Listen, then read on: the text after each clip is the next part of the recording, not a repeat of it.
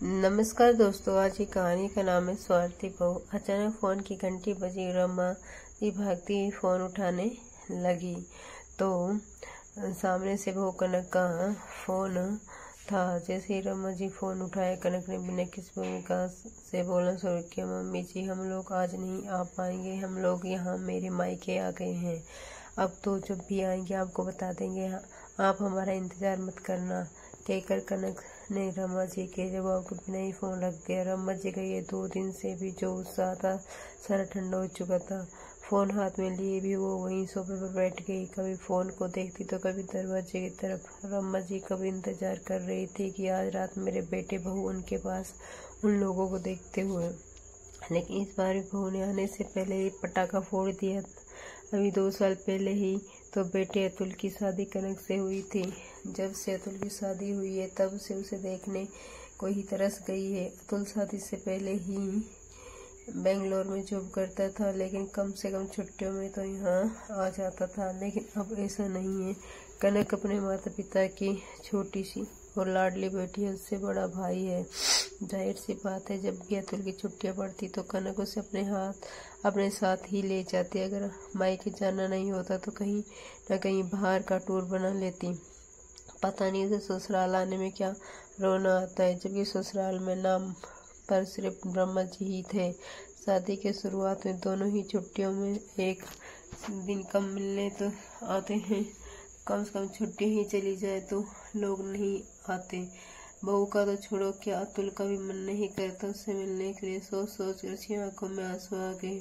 तभी उसकी यहाँ रहने वाली किराएदार मीना जी नीचे उसके पास आई। रमा जी की आंखों में आंसू देखकर बोली, क्या हुआ भाभी जी, आप रो रही हैं? उन्हें देखकर अपने आंसू को पोंछते हुए रमा जी बोली, नहीं ऐसी कोई बात नहीं है। क्या हुआ, इस बार बहू बेटे नहीं आ रहे? अचानक मीना जी ने कहा। ये सुनकर वो फिर मायूस हो गई और उन्हें दोबारा उनकी आंखों में आंसू आ गए।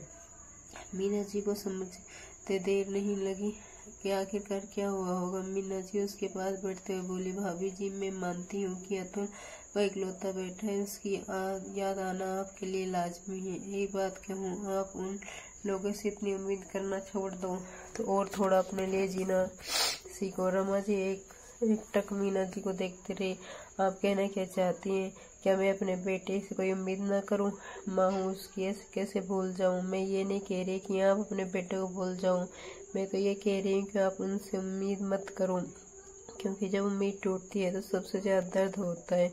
पर कैसे? देखिए भाभी जी, बच्चों की जिम्मेदारी निभाते हुए हम कई चीजें नहीं कर पाए, कई जगह अपने शौक को मारा है। अब उम्र के वक्त अपने शौक पूरा कर लो। जैसे मैं घूमने फिरने का बहुत शौक था, पर गृहस्थ की जिम्मेदारियों के चलते मैंने घूम फिर नहीं पाई, लेकिन अब मैं अपने शौक जीती हूँ।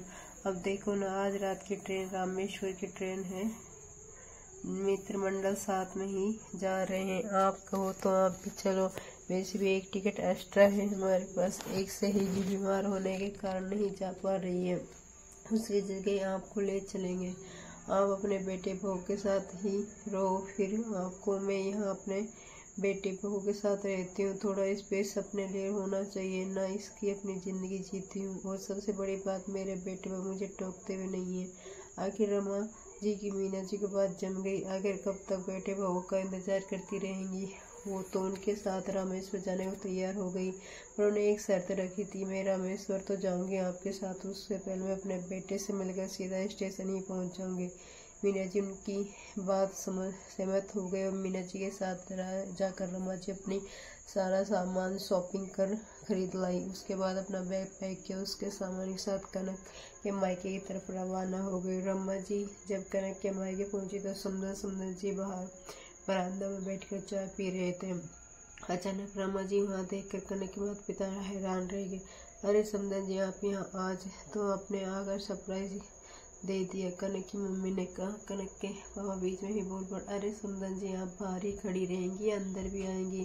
कहकर वो लोग रमा जी को अंदर लेकर आ गए। अंदर आए तो हॉल में अतुल, कनक, उसके भैया भाभी सब बैठे हुए थे। अचानक रमा जी को वहाँ देखकर अतुल और कनक दोनों हैरान रह गए। मम्मी, आप यहाँ अचानक कैसे? बस बेटा, तुमसे मिलने की इच्छा हो रही थी, इसलिए चली आई। सोचा ये देख आऊँ कि तुम ठीक हो या नहीं। मम्मी जी क्या बोल रही हैं आप? अचानक कनक बीच में ही बोली। अरे हाँ, वैसे तो मुझे पूछना नहीं चाहिए था, बहू ने ठीक ही रखा ही होगा।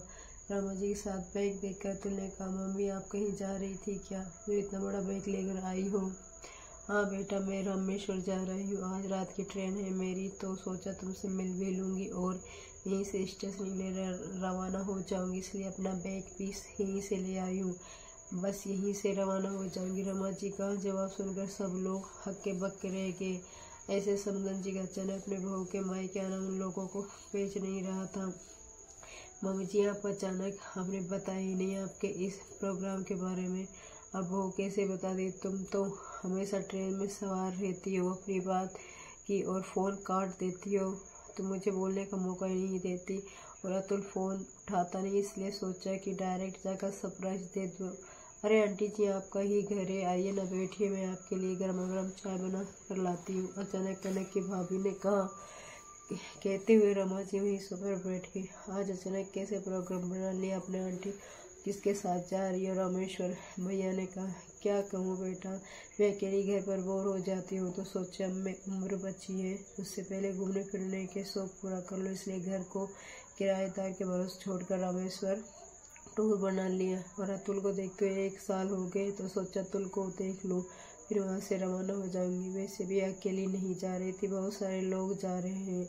1 साल हो गया आपको अपने बेटे देखे हुए, अचानक कनक की मम्मी ने कहा। हाँ समदन जी, 1 साल हो गए अपने बेटे को देखे हुए, पर अभी 4 महीने पहले ही तो ये लोग आए थे, तब मिलना नहीं हुआ। समदन जी ने कहा, नहीं ये मेरे पास तो नहीं आए, पर समदन जी कोई बात नहीं, जैसे बेटे पराई होती है वैसे आजकल बेटे पराए होते हैं। कौन कहता है कि बेटियों को ही हकदार बदलते हैं, आजकल तो बेटों के हकदार बदल जाते हैं। मुझे चीज़ का कोई गिला नहीं, उनकी ज़िंदगी है, स्पेशल मिलनी चाहिए। भगवान ने वक्त दिया है तो सोचो अपने शौक पूरे कर लो, बस मैं शौक पूरे करने के लिए निकली हूँ। रमा जी ने अतुल की तरफ देखते हुए कहा। अपनी नज़रें नीचे कर ली। कनक ने, क्या सुन रही हूँ, तुम्हें अपने ससुराल गई 1 साल हो चुका है, अचानक समदन जी ने कनक से पूछा। वो तो नज़र झुकाए खड़ी हो गई।